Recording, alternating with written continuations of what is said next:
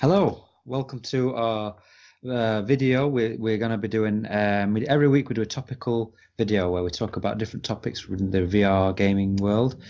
This week we have chosen quite a controversial topic, but with the recent announcement of Tetris Effect being a Epic Store exclusive, we figured it's a good time to tackle it. So this is going to be, are exclusives good or bad for the VR gaming industry? Very obviously open topic. There's both sides to the story, and there's no real right or wrong to this. But we're going to put our point across and let you people know what we think. First thing I'll say is that there's different types of exclusives. So obviously, not all exclusives are equal, in my opinion. You've got the fully funded exclusives, which are like Blood and Truth. That's obviously a Sony exclusive. These are games that have been paid for by either Sony or Oculus that would never even exist if the money hadn't been put up there. They're in house.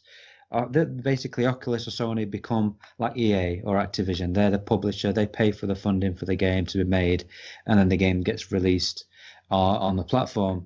The other types you've got like partially funded timed exclusives, which are games like Windlands 2, Red Matter, where you've got games where Oculus with Windlands 2, for example, they actually paid quite a large amount of money. Windlands 2 developers actually said outright that it was like half of the cost of development to get this game on, and then it came onto Oculus Store for a timed period, and then it was released on Steam afterwards. And then you've got games that we've got like Epic Games, which are doing recently, where games like Metro Exodus, where they're basically a game that was in development long before Epic Store even existed, and Epic Games have kind of wanting people to get on their store, so they've just given them a bundle of cash, and they've just said, "Can we have your game on our store exclusively?" So depending on the type of exclusive, I think you can have a different view on it. What I'll do is I'm going to pass it over to you guys first, just to get your view on exclusives and whether you think does make a difference. Do you think whether a fully funded, partially funded, or a timed exclusive makes a difference to your opinion? So we'll start with Wes. What do you think? Do you think it matters? Do you think that exclusives are bad or good? What is your take on the whole exclusivity? I think that if it weren't for exclusivity, that VR gaming as a whole would be in a much worse predicament content wise than it is right now. I am 100% behind exclusives.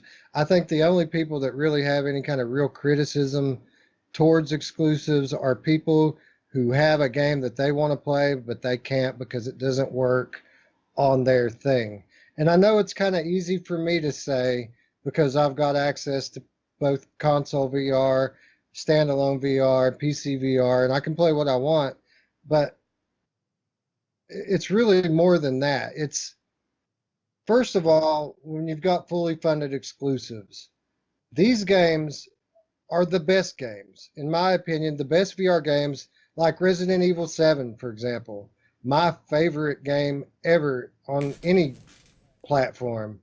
Uh, uh, this game, maybe this ends up being just a timed exclusive, but the VR content in this, I guess it's not the best example because it is cross-platform as a flat, but it's exclusive to PSVR. And as a better example, let's say Astrobot Rescue Mission. This is a fully funded, fully published game from Sony, right? The best VR platformer, hands down.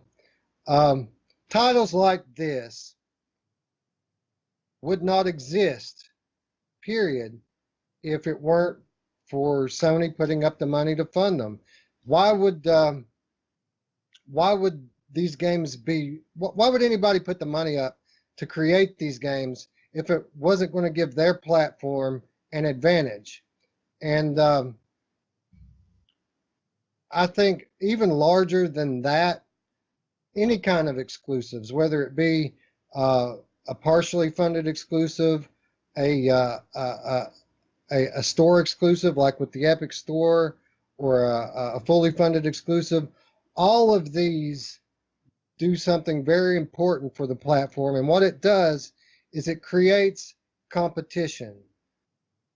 And what I mean by that is since games like Astrobot and Resident Evil 7 are on PlayStation VR, now there's pressure on Oculus. So what's Oculus going to do? Well, they're going to put out Lucky's Tale or a Defector. You know, okay, so since Oculus announces Defector, now that puts the pressure back on Sony. So Sony announces Blood and Truth. So what I'm trying to say is the fact that there are exclusives creates competition. And as I have said many times on this program, competition is nothing but good for the consumer, whether you be a console gamer or a PC gamer, what have you. The competition is what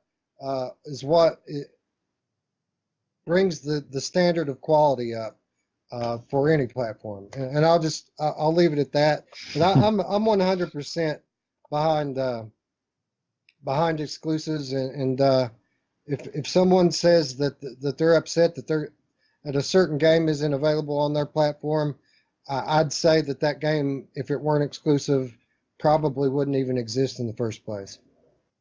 Yeah, I think I do agree with your point of view, but I'll play a little bit of devil's advocate, and I'll try and give it from the other side. But I think actually Resident Evil 7 is a good example because that's a game that is a port of a flat game that got a VR mode onto PlayStation, and it's never come to PC. You know, people have been crying about this game for so long; it's never came to PC.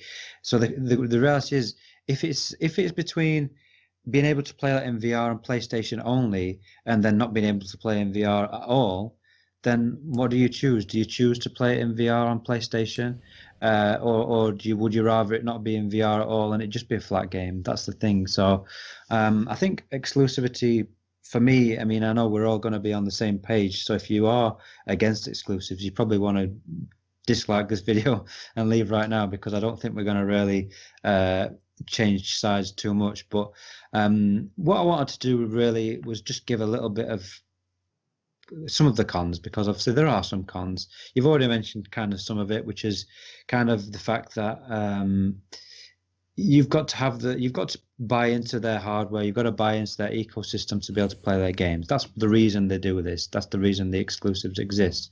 And in some ways that's obviously not consumer friendly because you are excluding certain people who've made a choice. If they've made a choice to go on Microsoft on the Xbox, they then can no longer play games that are on you've got to buy an entirely different set of hardware to be able to play those games.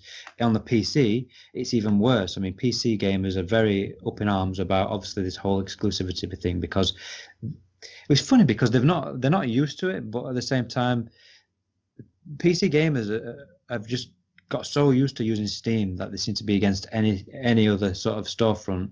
If they have to install any sort of storefront other than Steam on their hard drive, they don't like it. So obviously you've got Oculus who have come on with the VR headset, and people are really against the fact that Oculus have, you know, the games are designed to be run on the Oculus headsets. They're not open to people coming onto that store with a different headset, and I think the main reason is because they don't want to have the hassle of supporting all these different headsets. I don't think they want to exclude these people.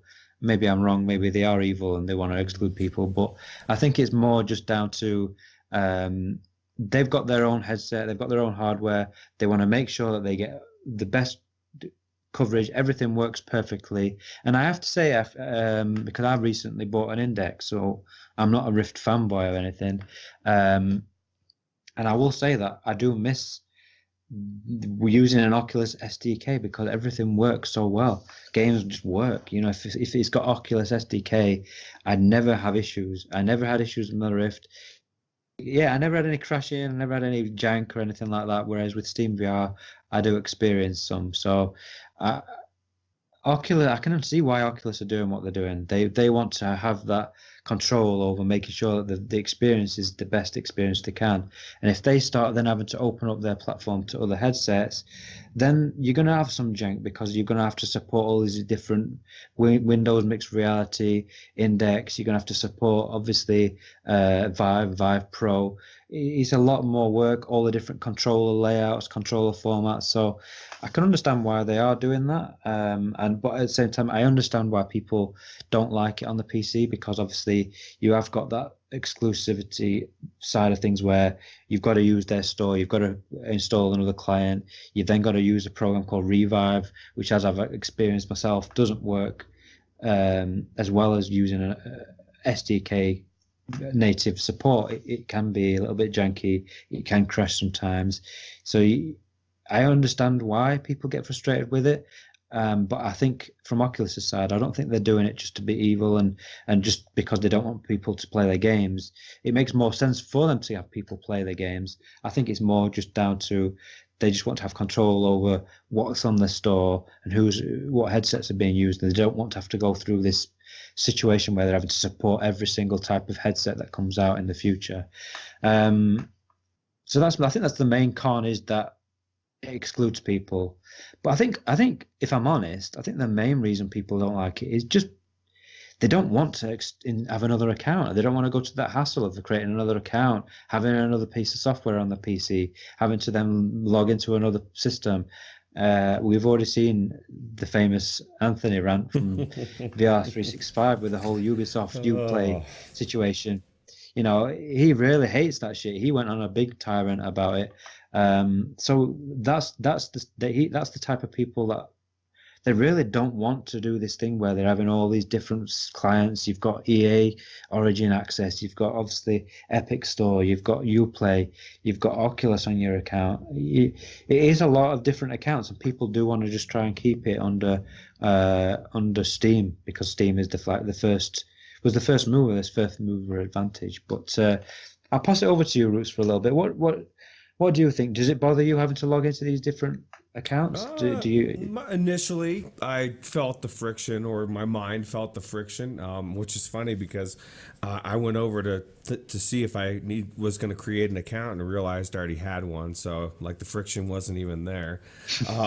But my biggest thing is this, like at what point, like as soon as I heard the news about Tetris Effect coming to Epic Store, I thought that's fucking huge. Like, how many people have wanted to play this game on PlayStation VR and they've thought, oh, I can't play it.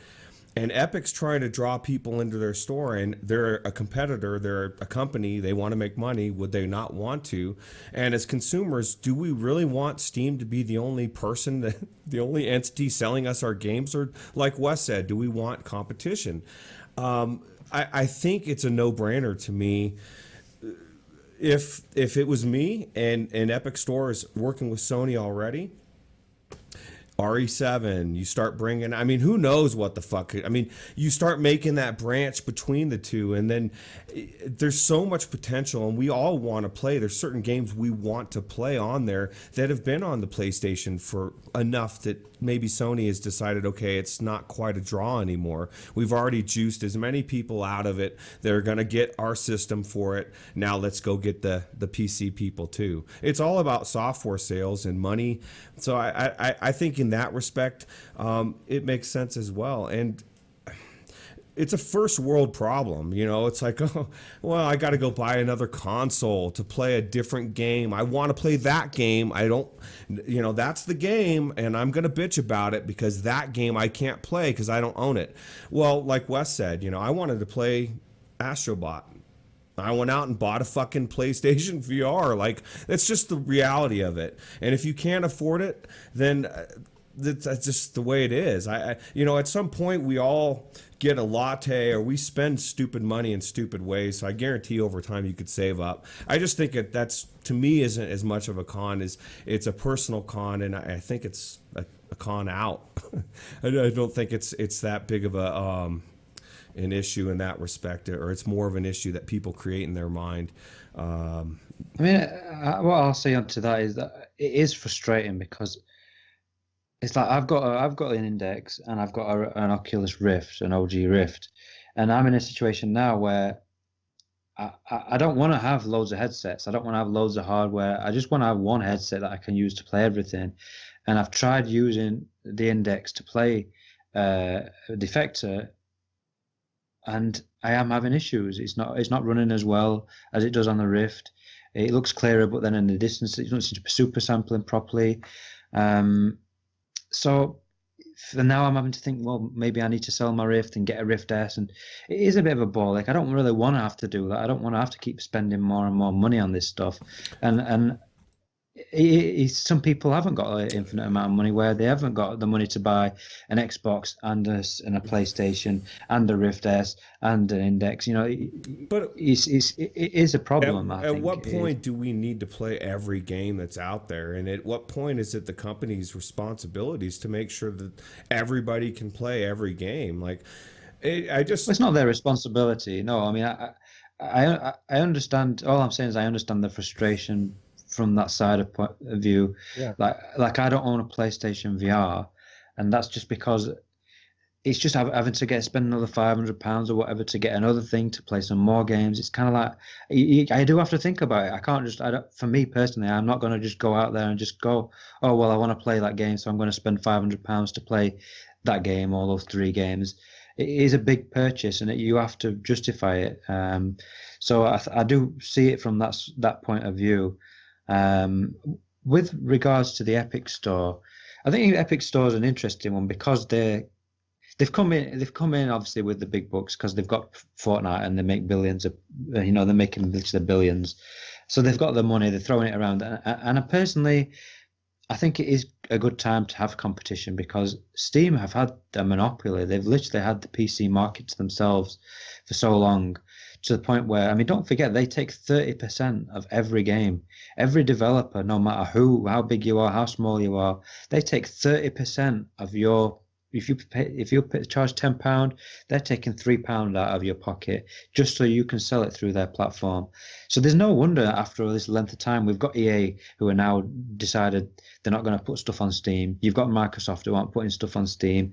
You've got obviously wasn't there a big thing with Bethesda? They did Fallout. The new Fallout, I think they were trying to keep it away from Steam, because you look at the amount of money that they're losing just by putting it on Steam. If 30% of people don't buy your game because you haven't put it on Steam, you still end up making the same amount of money because you haven't had to pay that 30% to Valve. So I think it is a good thing that Epic is stepping up. With the exclusives, I mean, Chris Gould in Discord actually mentioned, which I didn't actually tally up for some reason, but we're getting a lot of Sony stuff that are coming to PC that maybe never would have come to PC. mm-hmm. We don't know 100% whether they would have come to PC or not. Like with Tetris Effect, was it going to come to PC at some point? We've got Falcon Age. Was that going to come to PC or not? We've got Journey, which is a game that came out on PS3.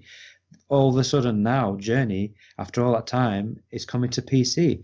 Is that people I've seen? I mean, because I've been doing a bit of research before we started this topic. I've seen people say that these games were probably going to come to Steam anyway. Really? I mean, a game from PS3 era, all of a sudden Epic Store opens up, and now we've got Journey, we've got Heavy Rain, we've got all these PS3 exclusives that have been were from 8, 10 years ago. All of a sudden now they're coming to PC. I don't think that's a coincidence myself. I think that Epic have built up a good relationship with Sony. You can see that with Falcon Age. You can see that with Tetris Effect. You can feel that with all these games that would probably have never come to PC. And if we keep getting more and more Sony exclusives that come to PC that never would have existed, I say just bring it on. Personally, I'll pass it over to Wes. I'll let you say more, because I mean, I know you've already said your piece, but I mean, with Epic Store, you've got an Epic Store now. Are you Epic? Because there's more to Epic as well. I think there's like a privacy policy thing. I don't know if you've looked into this, but I think people are saying that the privacy policy isn't very open and things like that. But how do you feel about Epic?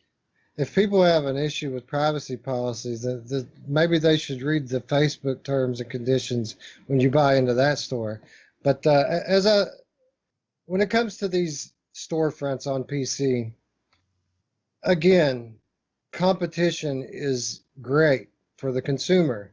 Uh, the thing I think about when I think about the Epic Store is I think about my free library of games. I've got a whole library of games on the Epic Store. I've only ever paid for one. I've got Subnautica on there. I've got all kinds of good flat games on there. And why? Why is that? Because they're competing. Because they want me to come to their store instead of going to Steam. This is what I'm talking about. Competition is good for the consumer. Now, if signing in to all these different storefronts is really that big of a problem for you, then I think you should maybe reconsider whether or not being a PC gamer is right for you. If you want ease of use and accessibility, then you should be a console gamer. All you got to do is turn that thing on and you can go, man. Or I mean, if or just pick a platform and stick to it, but don't like shit on everybody else because we all want to go, to where the games are at. Now, I know I've came out strong on the side of exclusives here, but let me reiterate or at least express something here. I can empathize with people who are upset. I can empathize with you because you will have to get a Rift S if you want to play Defector correctly, or I can empathize with you if you need to go buy a PlayStation VR to play Astrobot. That sucks for you. But if there wasn't these exclusives and this kind of competition, there would be no Defector. There would be no Astrobot.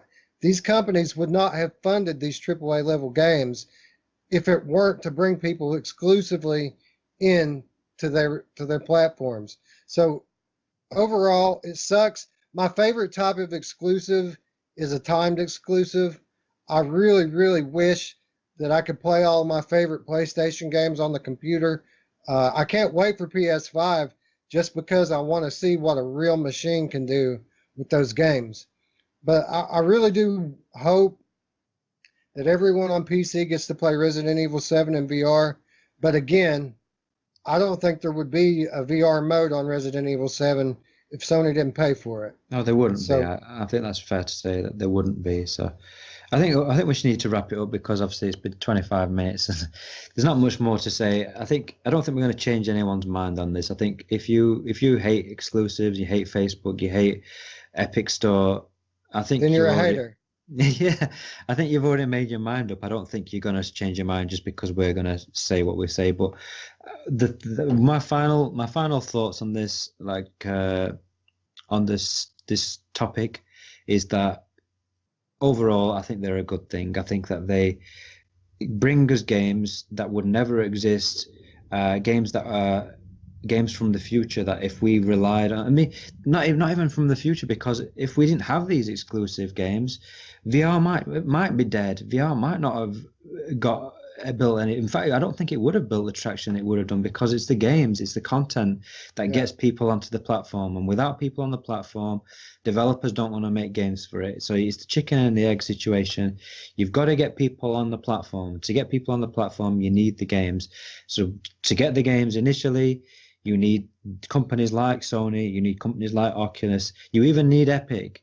You even need Epic to be able to pay out that money to get games like Tetris Effect and Falcon Age onto a PC so that everyone can play these games. I'm a strong believer that we would VR would not be anywhere near what it is right now if it wasn't for exclusives. And my personal stance is that they are a very good thing. They're not just a good thing; they're a very good thing. And they're not even that. I think they're a necessity. I don't think we could. We would have barely anything to play if we were relying on just the VR. Because we hear it all the time. We even hear in our own Discord about people saying, "Well, if Facebook backed out of it, it wouldn't bother me because now all we do is we get vibes." No, we wouldn't, because we wouldn't have the freaking games. We wouldn't have the games to play. If Facebook left, what games are we going to be playing? Well, because then there wouldn't be that money pumped in. People wouldn't start buying quests. There wouldn't be more platform people in headsets to. No, it's not. That's not true. If Facebook went away and backed out of VR, it would be a very bad news for VR as a whole. So, That's all I've got to say on it. Because not only are they funding the best games that we have available and have done so for years, but uh, they're the ones that are making VR accessible to people, to new people. They're making it affordable. And if those people weren't coming into VR, then there would be no financial incentive for the other developers to make any games either. I mean, you wouldn't be getting games like Pistol Whip and things like that if the only options people had were an $800 Vive, Cosmos, or a $1,000 Index. Then the numbers for PC VR are just going to dwindle. So yeah, I think you hit the nail on the head there.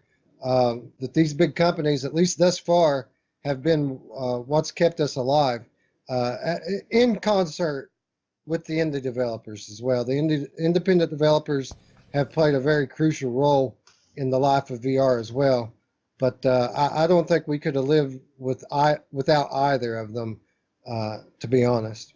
No, because the indie developers wouldn't have made the money they've made because there wouldn't be as many headsets. So even with the indie developers, they are holding, because we don't get an exclusive released every week. You know, we don't get a new exclusive every month even sometimes. So we do need the indie developers, but for the indie developers to make the money, to be able to make it worth their while, they need the people in the headsets, and to get the people in the headsets, you need the exclusives, which are funded by Sony and by Oculus.